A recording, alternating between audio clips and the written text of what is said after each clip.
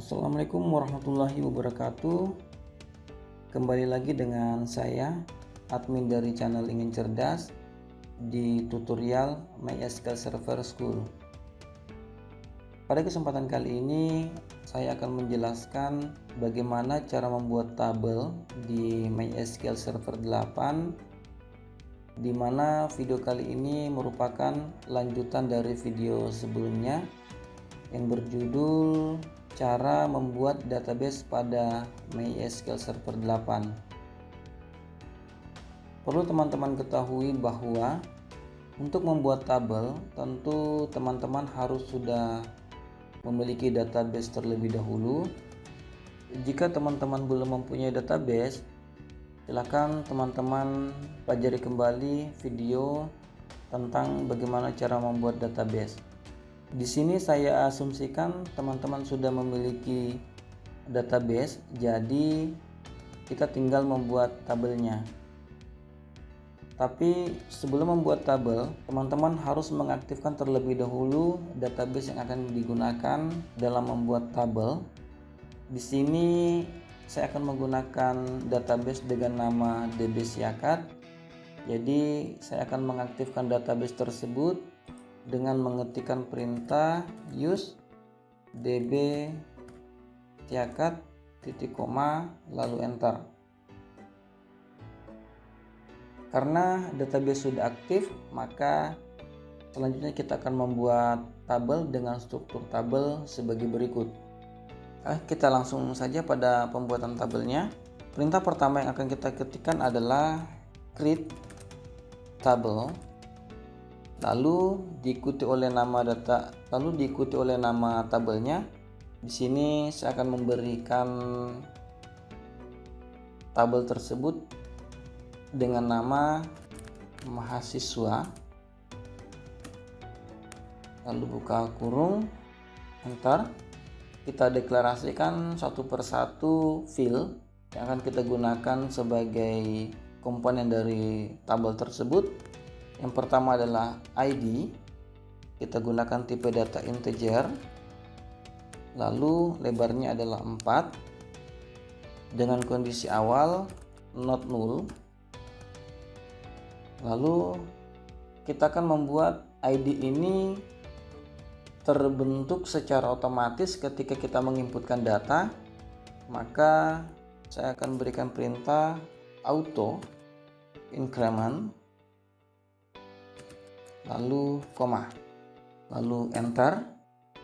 Sebenarnya kita bisa mengetikkan satu baris full, satu baris ini ke sana, satu baris perintah, tapi itu akan membingungkan kita ketika kita melakukan pengecekan di mana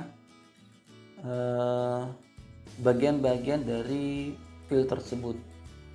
Nah, di sini agar terlihat rapi dan memudahkan kita untuk melakukan pengecekan ketika terjadi error, maka saya akan mengetikkannya secara per baris berdasarkan field dari pembentuk tabel tersebut. Kita lanjut pada field berikutnya, yaitu field name. Kita beri tipe data varchar dengan lebar 12 karena NIM kita adalah 12 digit. Dengan kondisi awal seperti biasa, not null, koma, lalu enter. Lalu field nama dengan tipe yang sama, varchar, kita beri 35, not null, kondisi awalnya, koma, enter. Lalu tanggal lahir, tanggal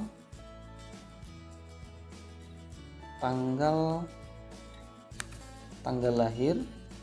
Nah, tanggal lahir ini kan dia tipenya date. Lalu kondisinya tetap sama, kita kondisikan semua dia not null. Not null, koma, lalu jurusan kita beri dia varchar dengan lebar 2 karena kita akan menginputkan tingkatan dari teknik informatika dan sistem informasi. Kalau sistem informasi kita singkat SI, S dengan I berarti 2 digit. Begitu pula dengan teknik informatika yaitu TI, T dan I. Dengan kondisi awal seperti biasa, not null, koma. Lalu kita akan mendeklarasikan field mana yang menjadi primary key. Nah, jadi primary key ini merupakan field unik di mana field unik tersebut tidak boleh menampung data yang sama secara berulang kali. Jadi contohnya adalah NIM. Jadi NIM tersebut hanya boleh diinputkan sebanyak 1 kali di tabel mahasiswa. Kita deklarasikan primary key dalam kurung ID dan NIM kita gunakan sebagai primary karena ID tidak boleh duplikat. Setelah 1, 2, 3 dan seterusnya tidak boleh ada 2 sebanyak berulang kali. Tidak boleh ada ID 2 berulang kali atau 3 berulang kali. Begitupun dengan NIM. Lalu enter. Kita menggunakan engine-nya adalah InnoDB. Titik koma, lalu kita enter. Nah, di sini keterangannya adalah query OK yang menandakan bahwa perintah yang kita gunakan dalam membuat tabel itu sudah benar dan tidak ada terjadi kesalahan atau error. Nah, selanjutnya kita akan melakukan pengecekan apakah tabel yang kita buat sudah benar-benar ada di dalam database. Nah, langkah yang kita akan tempuh untuk melakukan pengecekan apakah tabel itu sudah tersave atau belum, maka kita akan mengetikkan perintah show tables titik koma lalu enter. Nah, di dalam database Yakat itu sudah terdapat yang namanya tabel mahasiswa. Nah, di sini juga teman-teman dapat melihat deskripsi atau struktur dari tabel yang kita buat dengan mengetikkan perintah DSC, singkatan dari describe, lalu diikuti oleh nama tabelnya mahasiswa, titik koma, lalu enter. Nah,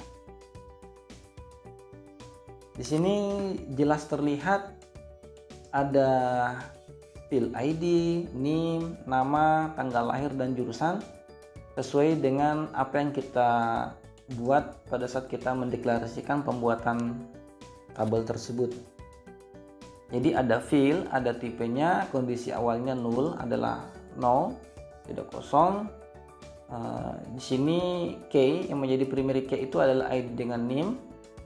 Defaultnya setiap field yang kita buat pada tabel mahasiswa ini adalah null, artinya kosong. Jadi extra ini adalah auto increment yang menandakan bahwa field ID ini dia memiliki tipe data integer dengan penomoran secara otomatis.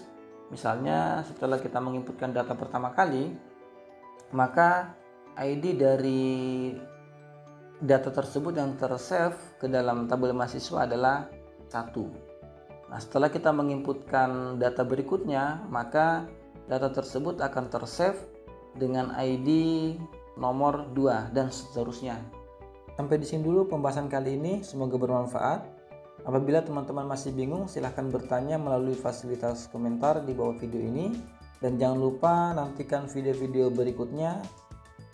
Akhir kata saya ucapkan terima kasih banyak. Wassalamualaikum warahmatullahi wabarakatuh.